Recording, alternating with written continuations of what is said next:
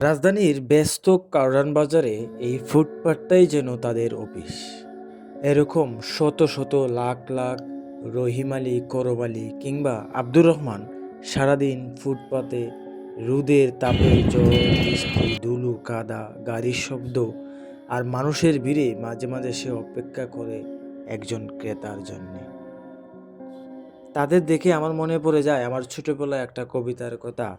কবিতার নাম হলো কানা বগির চা, লিখেছেন খান মোহাম্মদ মঈনুদ্দিন। ও বুগি তুই কাস কি, পান্তা ভাত চাস কি? পান্তা আমি খাই না, পুঁটি মাছ পাই না, একটা যদি পাই অমনি ধরে গাপুস গুপুস খাই।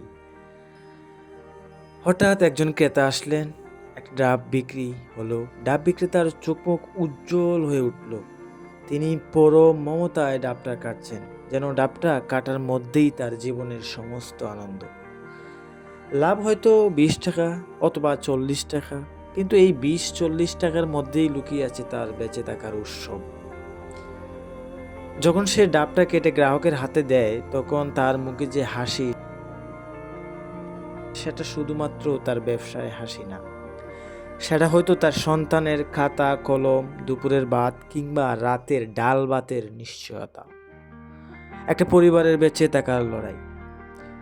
তাদের আসলে কোনো অসুখ বিসুখ ঝড় বৃষ্টি রোদেই থামাতে পারে না।